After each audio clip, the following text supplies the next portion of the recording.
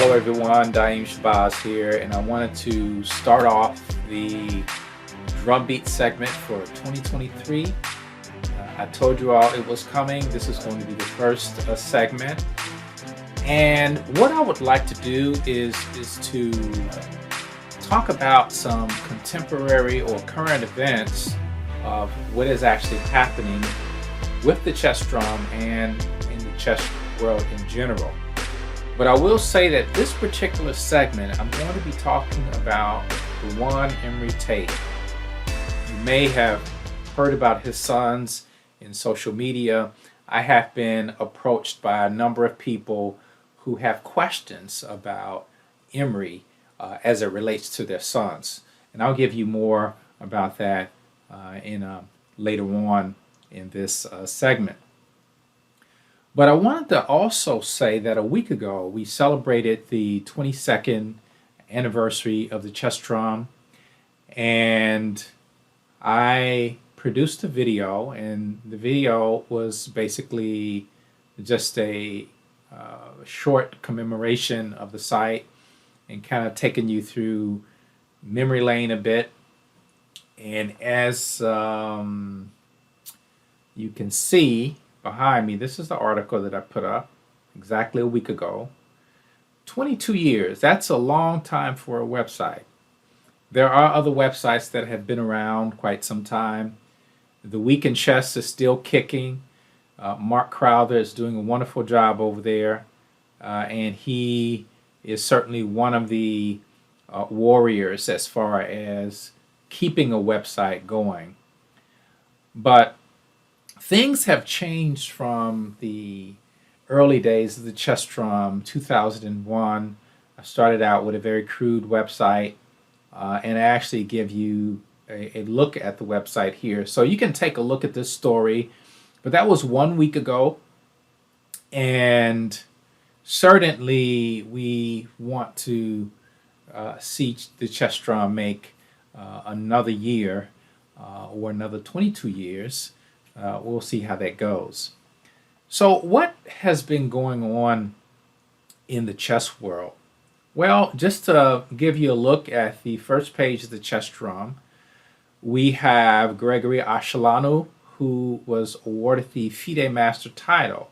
Now bear in mind, Gregory, who is based in the DC, Maryland area, had eclipsed 2300 FIDE more than 20 years ago. I don't know exactly how long ago it was, but I know his FIDE rating had eclipsed 2300 back in the early 2000s. And what happens oftentimes is that you have players who reach these goals, but there's never any follow-up in terms of an application to apply for titles. This same thing happened to Norman Rogers of Philadelphia, who had qualified for the FIDE Master title for 20 years, or just about 20 years, and there was no application that was filed, and then finally he received his FIDE Master title. There was also Jimmy Canty, who received his FIDE Master title, but for many years it had not been applied. The application had not been sent in. But we're glad that Gregory Ashelanu has gotten the FIDE Master title. He has taught in the DC and Maryland area for decades, and that was certainly something that was long overdue. I also put up a story, interesting story, that I got a call from Casa Corley, and he told me he wanted to bring me up to speed as to what his progress was.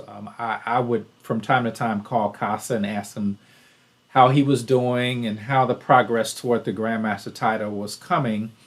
And so he wanted to update me. And he told me about this Amazon series that he was in. it wasn't a series. It was more of a kind of a not really a documentary, but it was a show called Mind Games. And I'll just show you the this was as it appears on Amazon Prime.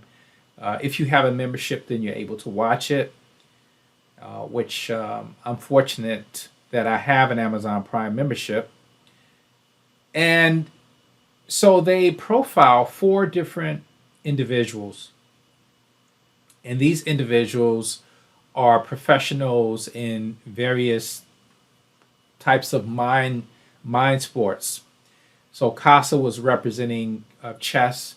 You had someone who was a memory athlete, who these these competitors are amazing in that they can remember just prodigious amounts of information in a short period of time. Say, for example, the person on this series was given a deck of cards, and they only get a certain amount of time to look through the cards, and then they have to set them on the table, and then they have to memorize. They have to recount the entire deck.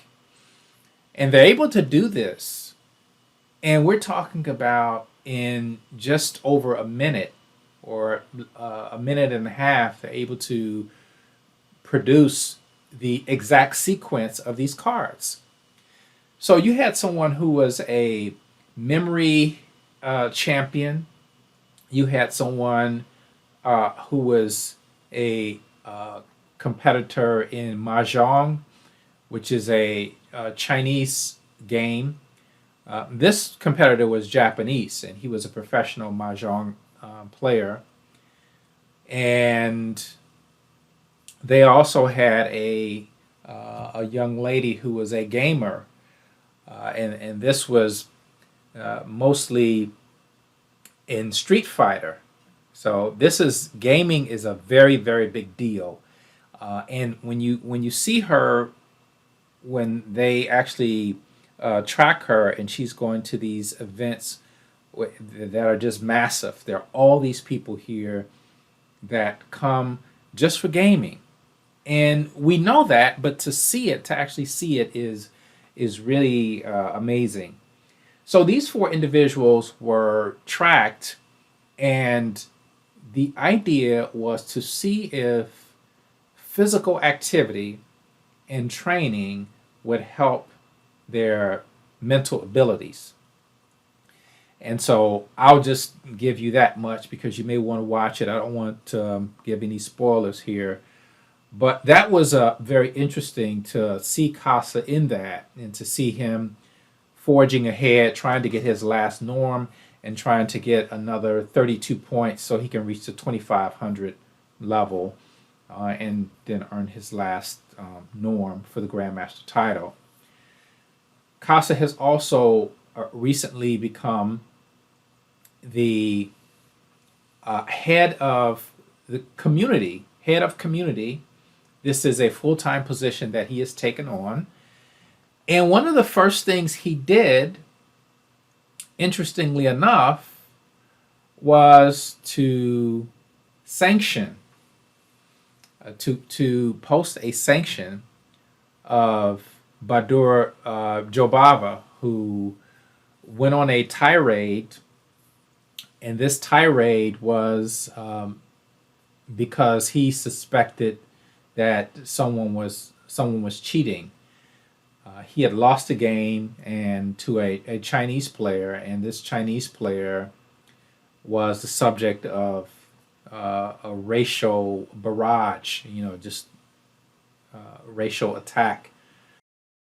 Right now, tell them he must ban immediately, not after 2 hours. My tournament is over, yeah? He made me tilted, I will lose now 10 in a row.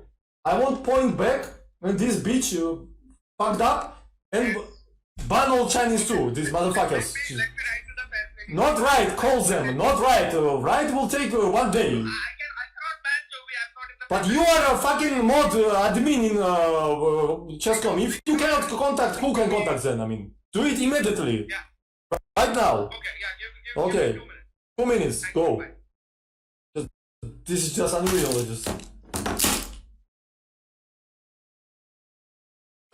I cannot believe this. I mean, how many motherfuckers I have to.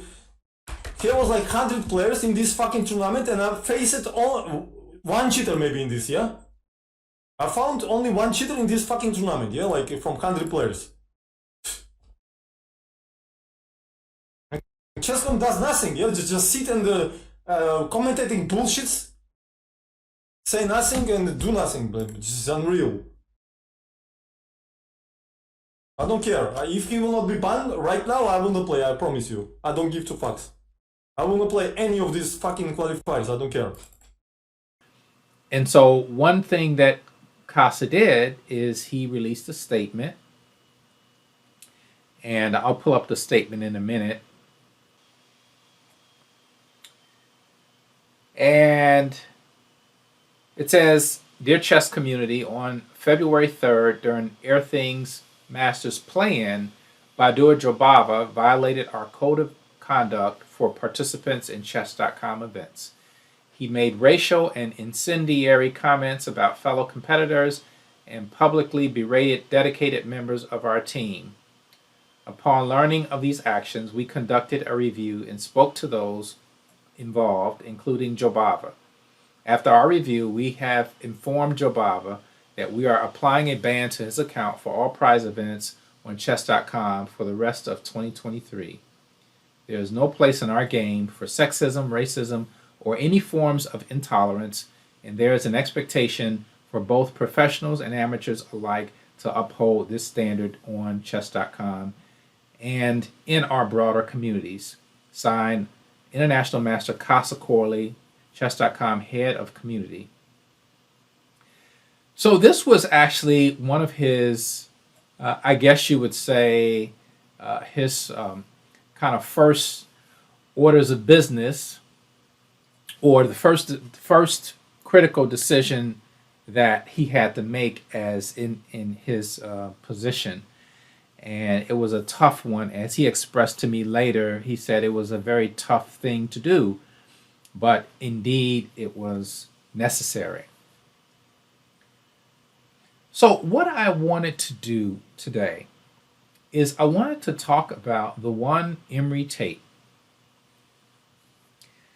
And as you all know, back in 2017, I wrote a book about Emory, or released a book about Emory, called XXX: The Life and Games of Emory Tate Chess Warrior.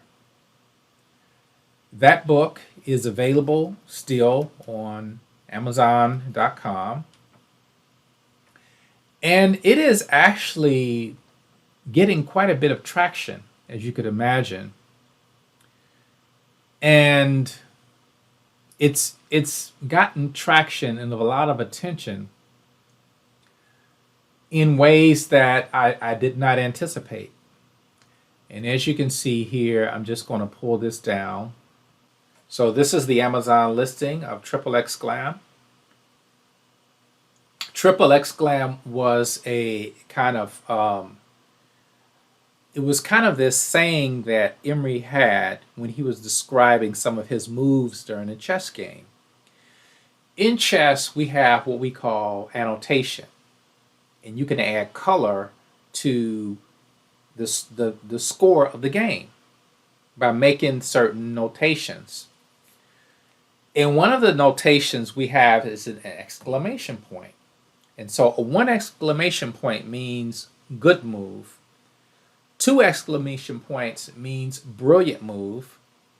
But Emory had this thing where he said XXX, which is short for triple exclamation point, meaning that this was not a brilliant move. This was beyond that.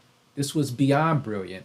And so it was something that he had begun to say early on, as he had this kind of raft of sayings and wordisms.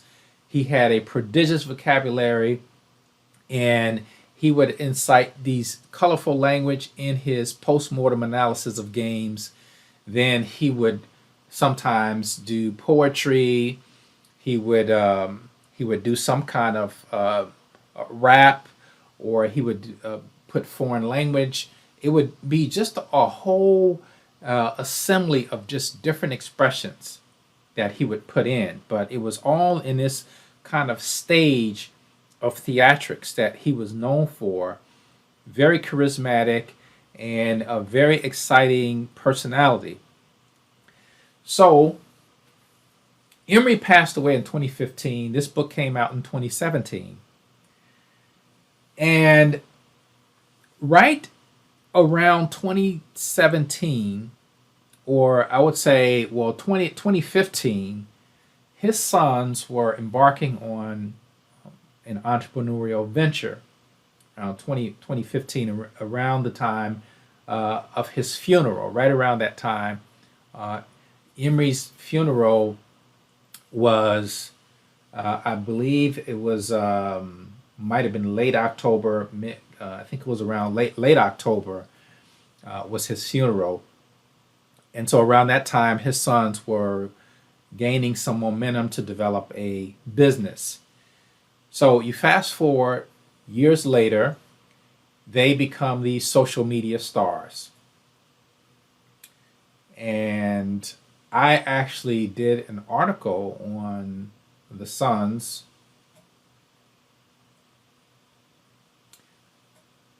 And I just simply titled it The Emory Tate Pride, Andrew and Tristan Break Internet. Now, obviously, I know that a lion's pride is generally going to be led by the mother, the female lioness. But I thought it was just interesting, this whole idea of how Emory trained his sons and to be lions, essentially. And so I thought the analogy fit, even though it wasn't 100%, the reference wasn't completely accurate. But here you have both Andrew, and Andrew is Emory Tate III, and Tristan. And here they're hosting their podcast, which has a very big following in social media. And it's part of this kind of manosphere subject matter that goes on in social media. You have a number of different personalities that are putting out content on this subject. Kevin Samuels is another one, and he passed last year from hypertension, but he was another popular figure in the manosphere landscape. But both Andrew and Tristan had developed quite a following, and they would give these podcasts talking about a range of issues and relationships, masculinity, femininity dynamics, professional development, manhood training, and all of these things were part of this idea of breeding success, and of having a formula that would enable one to be successful. Now, in terms of some of the subject matter, and I'm not going to really get into judging whether what they said was good or bad. I'm going to leave you to go and look at their video content and make that decision for yourself. But obviously, they had a lot of attention that was directed toward them because of their comments. And if you look at this video here, this was a video that actually referenced Emory Tate, the chess player, and they also referenced Triple X Glam. All right, here we go. Man who's had an easy life is going to fall and collapse in the face of adversity. And the whole point of being a man, the whole point of masculinity is the ability to resist. That is the whole point. So, yeah, you're right. That's not a sad story. That's a very, very happy story for us. We laugh about it. Proud of myself. So, As for why our father the chess master, our mother, we weren't really poor because Dad was a chess master. listen, our dad was a fucking G. But chess pays zero. Now, we have a list of the top 10 richest chess players in the world right now. Top 10 richest chess players. Can you get that up? Yeah, top 10 richest chess players. So we have one, Hikaru Nakamura. He's like number 2 in the world, I think, 50 mil. Fabiano Caruana, he played Carlsen last year in the World Champions, 13 mil. Carlsen, they said he has 8 mil. Kasparov, 5 mil. Judith Polgar, of course, they had to throw her in. Yeah. Hungarian Grandmaster.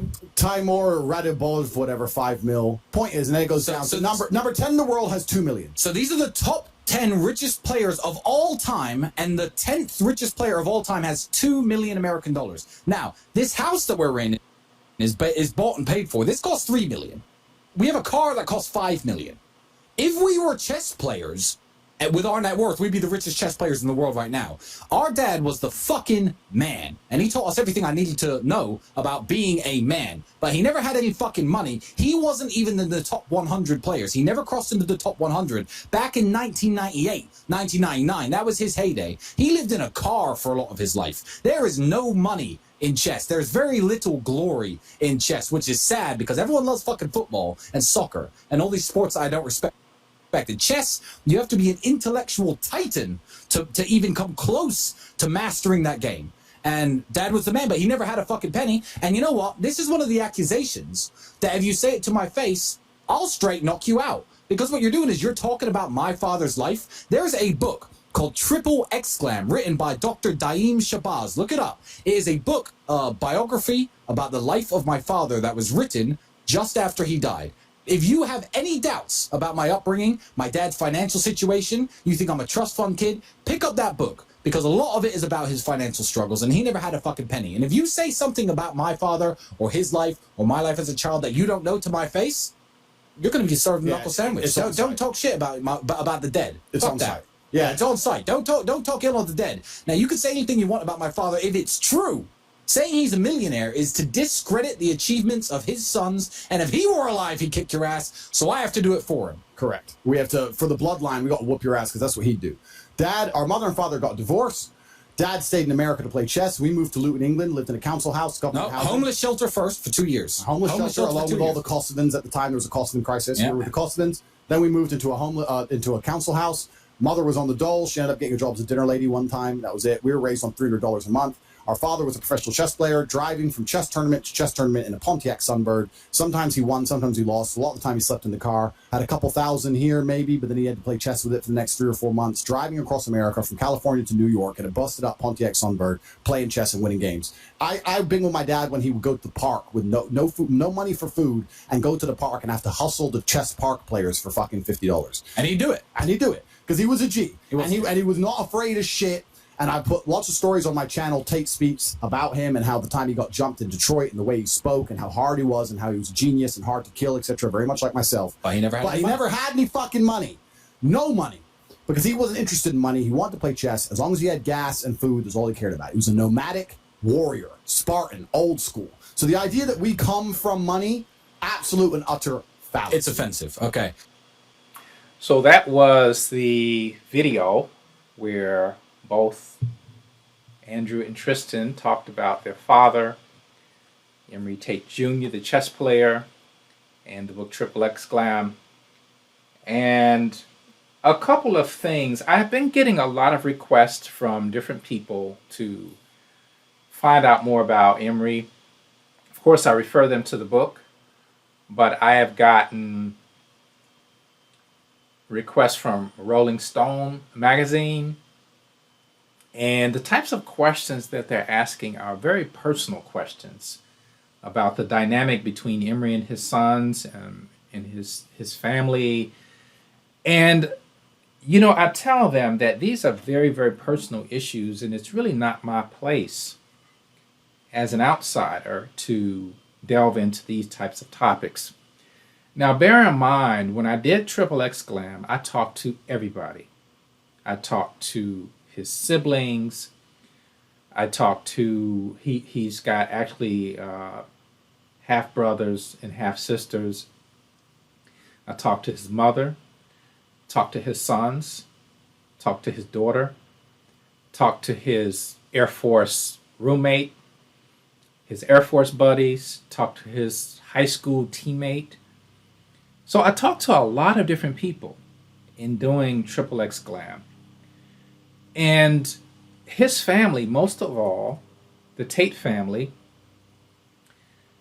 trusted me or entrusted me with this type of sensitive information. And me being the person that I am, and I have written for a long time, I understand the type of care you have to have when you have information like this. Triple X Glam was not a tell-all book. It was not an expose. I wasn't going to get into many sordid details of his life. Triple X Glam was a tribute. And I have people asking me, well, why did you write a book about Emory? Well, he was a very notable figure within the African diaspora. And the Chess Drum, which is the website that I've done for 22 years, highlights and champions the accomplishments of players of the African diaspora. So he was one of the initial figures that I used to focus on because he was very active and he played constantly. And he had good content. He played good, exciting games. And sometimes he would send me a game and he would say, I'm showing you this game, but don't put it out there. And I'm thinking, well, why would you send me the game if you didn't want me to put it on the website?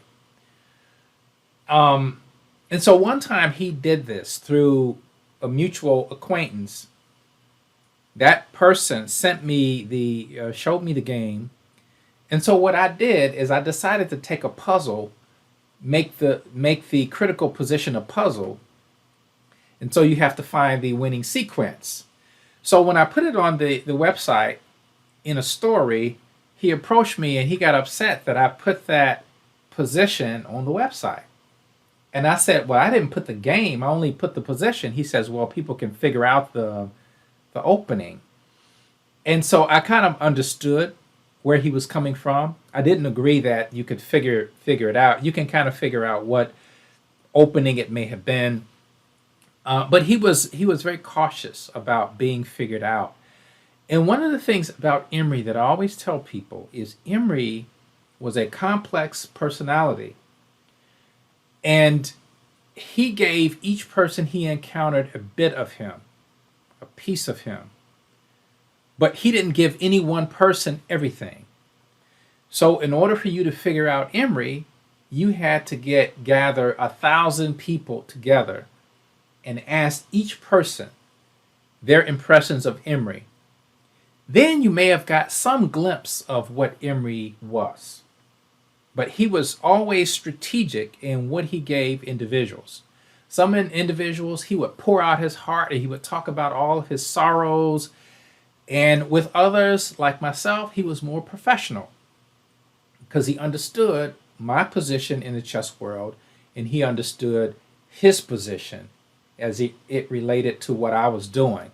And so he would always be more professional with me and very measured in his delivering to me information. One time he sent me a 2,500 word email about something that happened in Curacao, and it involved hotel security, where they actually three of the hotel security personnel had to remove him from the closing ceremony, and it was tough. I mean, it was tough to restrain Emory. Emory was a very powerful man. And he explained it in detail, blow by blow, and almost like a movie script format. It was incredible. And I guess he wanted me to put that on the chess drum somewhere, but it was just so overwhelming. And I decided not to put it on the website because I wanted to focus on something that was more positive, because that was indeed a negative type of impression that Emory would have gotten. because he was involved in this skirmish with hotel security, and he had been drinking. He was upset at something that happened at the tournament, and then he came to the closing ceremony to receive his prize money, but then he was creating a disturbance. They called hotel security to come escort him out. He wouldn't go willingly, and then someone said that Emory pushed one of the guards, or he did something, initiated contact, and then they had to basically remove him by force from the hotel.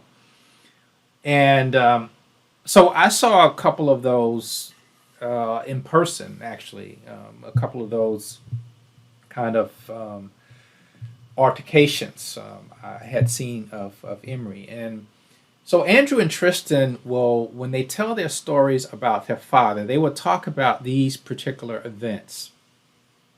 And so one of the journalists from a publication asked me about these events and these fights that have happened in Detroit and different places. And I told him I had no knowledge of that. And there were other questions about Emory, his relationship with his father, which I cover in the book, and the Air Force controversy, the circumstances of after which Emory was honorably discharged. They wanted to know about that, wanted to know about how Emory met his wife. And these are things that I know because I've been given this information by family members. And I also talked to his ex-wife as well before releasing the book. And I actually gave her a copy of the manuscript before I released it so that she can go through and vet it. I did the same with other family members, the children. I just wanted to make sure that I was not stepping over the line with some of the information that I was presenting. And so, yeah, they were fine with the information because I didn't go into all of these details about what happened between Emory and his wife and the children, what impact that had, because Triple X Glam was about Emory's success in chess. That's what it was about. It wasn't about his family dynamics, about anything that happened in terms of his marriage. That's not my place. It's not my place to go there and to talk about these types of things. And so I received, someone reached out to me on LinkedIn, and they were also asking similar questions. And these are very reputable organizations asking me questions. Now, my first impulse was just to deny all types of interviews about the Tate family because of the situation that the sons are in. They are still incarcerated, but I did receive some information that there was some testimony given by one of the persons, the subjects, who apparently they say was abused, but then she has recanted, and some speculate that both Andrew and Tristan will be released shortly. But some of the other questions I got were basic questions, anecdotes about Emory, a little about his lifestyle. Emory was liked to live off the grid. He was nomadic, so he would go from place to place. And people would say, yeah, well, Emory stayed with me for a month, or he slept on this couch, or he stayed with me for a period of time, and then he gave lessons, and we used to have these kind of events over my house. There are all kinds of stories like this about Emory, and so he was a very intriguing character. So they asked me why did I write a book about him. I actually had a phone conversation with Emory, and I had a phone conversation and also remember probably more than one phone conversation But I had encouraged him to write a biography, an autobiography. And he kind of scoffed at the idea of writing it. And he says, I don't want to put myself out there like that. In those words, I'm paraphrasing, but it was something like that.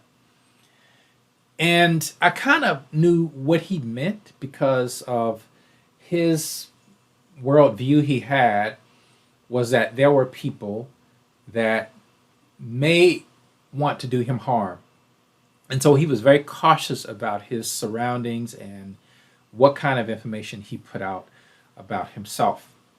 And so I basically dropped the issue. I think I presented it to him again via email and said, if you put 15, 20 games together and you annotated them, then I would do the rest. I would put it together and then I would release it with your approval. And later on, he said that he thought about it again and he's reconsidering the idea of a book. But then I hadn't had any contact with him, and then he passed away in 2015. And then I did the book, started writing in December, finished the manuscript in March, went through the copy editing process from March to July. Then the book design process was another couple of months. And then the last month was the indexing and then the printing. And then March 2017, it was released. So Emory was, to those of you who are watching this and who are not involved in the chess community, he was a very important figure in chess, particularly in the Black community. He was very important, not only because of his style. He had a very warrior-like style. You live by the sword, you die by the sword, and he was willing to try new ideas. But the thing about Emory was that he was also very generous. There was a chapter in XXX Glam where I talk about this idea of him having a hard shell.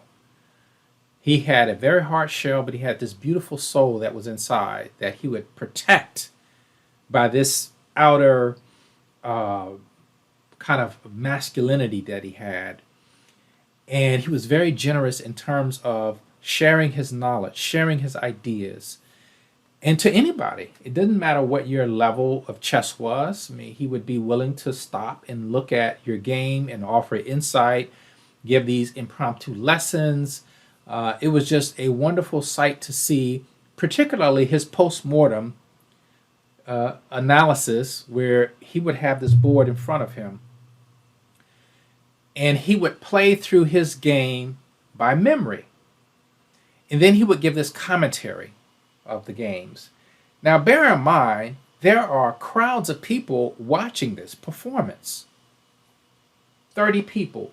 Sometimes it was only a handful of people. Then other times there were 30, 40 people watching this post-mortem analysis, watching him go through the game and variations, and then throw in a joke here, throw in a wordism here, throw in a few curse words here, some singing, some foreign language. It was just so many things going on, and it was very entertaining the way he did it because he had this huge vocabulary. So the way he was able to express himself was a man that you knew had a very brilliant mind. And he literally, and I made this comment to one of the journalists, I said to him that Emory literally could have been anything he wanted. He could have been a physician. He could have been an actor. He could have been a lawyer. He could have been a physicist. He could have been a neurosurgeon. He could have been a computer scientist. He could have been any of these things if he had chosen that path. But he chose to be a professional chess player. Now, was that accepted by his family? Well, I think family members may have thought, even though they accepted Emory for who he was. Obviously, there's some other parts of his life that I don't want to get into. But here's the thing with Emory. He used his intellectual talents in this activity, this game, this sport we call chess. And at the funeral, when it was my turn to speak, I said that some of us work decades in the field of our choice, as an engineer, as a lawyer, as a doctor, as a professor like myself, and we don't become legends in our field of choice. But here you have someone who is a chess player, has taken chess as his craft, who is considered by many to be a legendary figure, although not a top player, but in terms of the ideas that he contributed to chess, and just his energy and his enthusiasm and his passion for chess is something that you don't see even among grandmasters. You don't see that level of passion. You don't see that level of altruism, giving, benevolence. You don't see that level. Many of those top players are kind of separated from their fans. There's a gap there. There's a chasm there. And although Emory was not a top player, he didn't even make grandmaster level. He was very accessible as a chess master, as a very strong chess master.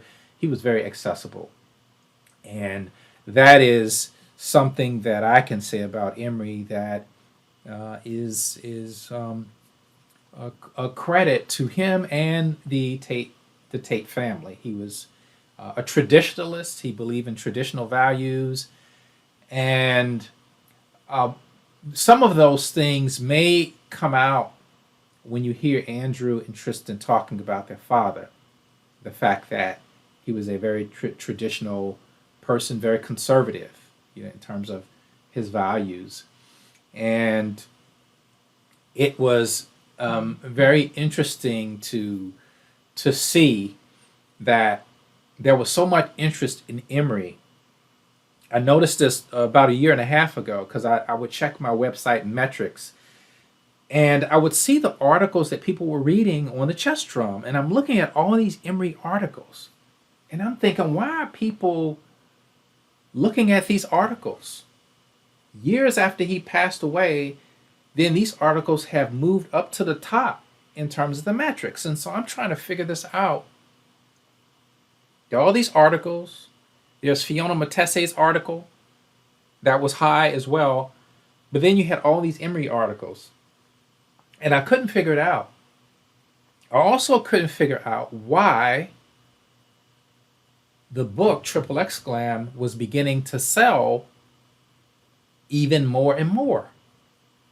I couldn't figure it out until I got notice of Andrew and Tristan in their podcast, and I started looking up the information. Someone sent me a link to this video, the video that I played of both Andrew and Tristan. And then I said, okay, that is why people are interested in Triple X Glam. That is why they're interested in these articles, because they're trying to find out. They're trying to find out how these two young men have amassed such wealth. And what is the origin of that information they got? Because Andrew and Tristan credit their father for making them what they have become. And so people want to know. Now, as far as I am concerned, I am not going to give an opinion in terms of whether I support or reject Andrew and Tristan. I respect both of them. I have interacted with them before the book came out. And then also, when I wrote something about Emory, and I think Andrew saw it, it was either Andrew or Tristan saw it, and they corrected me on something. And I went and I changed it, out of all respect. But as far as both Andrew and Tristan, they are certainly in a position that is unfortunate for them, and it is my hope that they will have whatever type of rights to a hearing or trial that they're due, and that they will soon be able to tell their story, their side of the story. Because I don't think people, they contact me and they ask me, what is the deal with Andrew and Tristan? I don't know, because I don't have that connection. Although I did have a friend of Andrew contact me and ask me for some information, some pictures. He said that he was a friend of theirs. I'm not sure who this person was. He said that he wanted to send something to them because these charges were bogus. So I get a lot of these types of inquiries, and I'm very guarded at how I handle them, because, as I told the one of the journalists, I said this is a very serious issue, and it's not just for, you're not doing this just as clickbait. I mean, these are the lives of individuals that we're dealing with, and so some of these personal questions just were not, I didn't think were very appropriate in some instances, and I basically, in most cases, I said I can't answer that, I can't confirm or deny that. But then when it came to Emory, I was able to say more about his life as opposed to his sons and the connection and things that I can't comment on. So anyway, that is going to do it for today. I hope this gave you some perspective on the life of Emory. This is considered Black History Month here in the United States, and we do commemorate the accomplishments of people in history, in American history and even world history, who have made accomplishments, and Emory certainly was one of those who made his contribution, and I provided him a platform with the chess drum for that.